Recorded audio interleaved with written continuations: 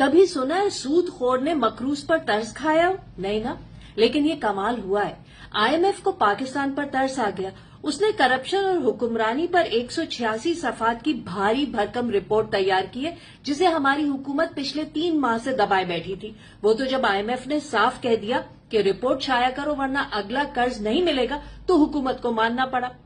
Report का लुब्बे लुबाब यह है कि पाकिस्तान आजाद नहीं है, अशराफिया के कब्जे में है। मुल्क के तमाम वसाइल उसी अशराफिया की जानिब डाइवर्ट किए जा रहे हैं। हर साल $20 बिलियन यानी 55,000 बिलियन रुपए की करप्शन होती है। अगर ये रुक जाए तो पाकिस्तान उल्टा आईएमएफ को कर्ज दे सकता है। ये नंबर्स कहां से आए? हुकूमत ने खुद बताया कि जनवरी 2023 से दिसंबर 2024 तक 2 साल के दौरान नैब ने 5.3 खरब रुपए की रिकवरी की है। सब जानते हैं ये रिकवरी प्ली बार्गेन से होती है। चोर को कहा जाता है 100 रुपए की चोरी की है, 10 या 20 रुपए वापस कर दो, बाकी सब हलाल। आईएमएफ के मुताबिक ये असल करप्शन का महज एक टुकड़ा है। असल नुकसान इससे कहीं बड़ा है जो कागजों में आता ही नहीं। रिपोर्ट में आईएमएफ ने आइंदा 3 से 6 महीनों में सख्त इस्लाहात का मुतालबा किया, जो अगर ईमानदारी से हो जाए तो अगले 5 साल में तरक्की की शरह 5 से 6.5% तक जा सकती है। मगर मसले की जड़ वही पुरानी, सियासी, माशी और ब्यूरोक्रेटिक अशराफिया। इन ताकतवर तबकात ने निजाम ऐसा बना रखा है कि फायदा सिर्फ उन्हीं को होता है। आईएमएफ ने मिसालें भी दी, जैसे कि शुगर माफिया, जिसमें सियासतदान और सरकारी अफसर सब शामिल है। आईएमएफ ने एसआईएफसी पर भी सख्त तनकीद की है। सवालात उठाए हैं कि जब बोर्ड ऑफ इन्वेस्टमेंट था तो ये नई दुकान क्यों खोली गई, फैसले कौन करता है, किस बुनियाद पर खुसूसी रियायतें बांटी जा रही हैं।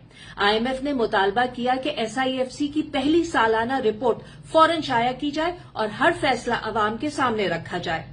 आईएमएफ ने कहा कि सरकारी ठेकों में खुसूसी मराद खत्म हो, हर कॉन्ट्रैक्ट डिजिटल हो, रियासती इदारों को बराह रास्त ठेके देना बंद हो और हुकूमत के माली इख्तियारात कम करके उन्हें सख्त पार्लिमानी निगरानी में लाया जाए, क्योंकि पाकिस्तान में बजट कुछ बनता है, खर्च कुछ और होता है। रिपोर्ट साफ कहती है कि टैक्स निजाम अशराफिया के फायदे के लिए डिजाइन है। कवानीन जानबूझकर पेचीदा रखे गए ताकि चोर आसानी से छुप सकें। करप्शन से जुड़ी मनी लॉन्ड्रिंग भी बढ़ रही है। Banking, real estate, construction, public procurement और सियासतदान, ये खास तौर पर हाई रिस्क शोबे हैं। शेल कंपनियां, कॉर्पोरेट गाड़ियां, हवाला हुंडी, ये सब करप्शन छुपाने के मुस्तनद तरीके बन चुके हैं। आईएमएफ ने खतरनाक नुक्ता भी उठाया कि पाकिस्तान में अंदरूनी ऑडिट का सिस्टम ही नहीं, आईनी और पार्लिमानी निगरानी भी इंतहाई कमजोर है। इसी वजह से विफाक में 40 खरब रुपए और सूबों में इससे भी ज्यादा अवामी फंड्स कहां और कैसे खर्च होते हैं, इसका कोई मौसर हिसाब किताब नहीं है। यूं बड़ी आसानी से सालाना खरबों रुपए की करप्शन होती है। इसीलिए आईएमएफ ने ऑडिटर जनरल ऑफ पाकिस्तान के दफ्तर को मुकम्मल तौर पर आजाद करने का मुतालबा किया है। ये सब कुछ पहली बार नहीं कहा गया।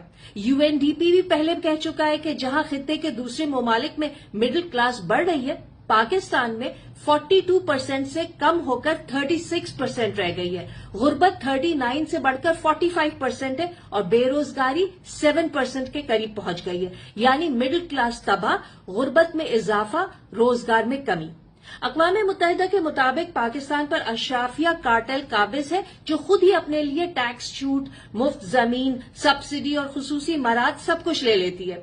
सिर्फ इस मराती निजाम को खत्म कर दिया जाए तो पाकिस्तान की आमदनी सालाना 6% बढ़ सकती है। आईएमएफ ने अपनी रिपोर्ट में पाकिस्तान के लिए इस्लाहात का 15 नुकाती एजेंडा दिया। हुक्मरानी ठीक करो, शफाफियत लाओ, इंसाफ दो, वरना मईशत कभी नहीं संभलेगी।